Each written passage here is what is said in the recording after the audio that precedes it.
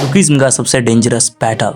एक साइड पर है गैब्रियल किम का बेटा कीटे किम और लेजेंड जेम्स ली, और दूसरी साइड पर है गन पार्क और वेपन जीनियस को किम। अगर ये चार एक ही बैटल फील्ड पर आ जाएं, तो क्वेश्चन सिर्फ ये नहीं होगा कौन जीतेगा, क्वेश्चन होगा कौन जिंदा बचेगा। Gun Park fighting machine. Gun Lookism का मोस्ट कंप्लीट फाइटर है। Abilities ultra instinct, Kyokushin karate, Aikido master, extreme endurance, battle IQ high. Gun की सबसे डेंजरस चीज है एडेप्टेशन। फाइट जितनी लंबी चलेगी गन उतना डेंजरस होता जाएगा। Example hunt for Gun Park ही देख लो। गन बेसिकली ह्यूमन टैंक है। Goo Kim weapon genius. Goo Gun का अपोजिट है, गन डिसिप्लिन फाइटर है और गो कैयोटिक जीनियस है।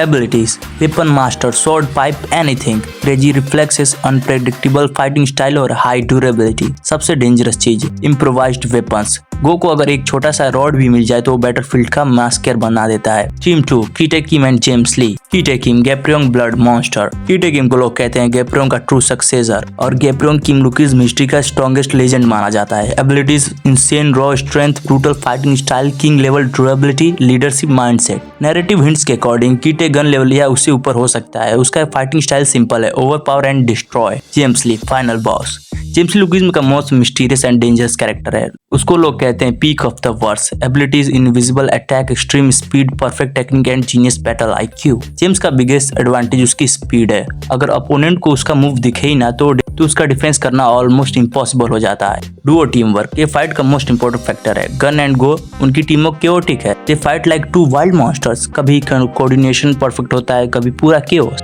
कीटे एंड जेम्स ये डुओ ज्यादा डेंजरस है। क्यों? Strategic thinking, calm fighting style और efficient team work. Final result, अगर लुकिज्म नैरेटिव स्केलिंग फॉलो करे तो Kitae Kim plus James Lee win करेंगे, बट डिफिकल्टी एक्सट्रीम डिप्स के साथ। अभी तक जो मैंने बताया ये मोस्टली इंटरनेट और गूगल एनालिसिस पर बेस्ड है, लेकिन अब बात करते हैं मेरी पर्सनल थ्योरी की। सच बोलूं तो मुझे लगता है फाइट का रिजल्ट उल्टा हो सकता है, क्योंकि लुकिज्म में एक चीज बार बार प्रूफ हुई है, गन और गो नॉर्मल फाइटर्स नहीं है, वो एक मॉन्स्टर से भी ऊपर लेवल के फाइटर है। गन की एंड्योरेंस और एडेप्टेबिलिटी इतनी इंसेन है कि फाइट जितनी लंबी चलेगी गन उतना ही डेंजरस होता जाएगा। और गो एक ऐसा फाइटर है जो बैटलफील्ड को पूरे क्योस में कन्वर्ट कर देता है। इसलिए मुझे पर्सनली लगता है गन पार्क और गो किम को जीतने के चांसेस बहुत ज्यादा हाई हैं, लेकिन ये विक्ट्री इजी नहीं होगी।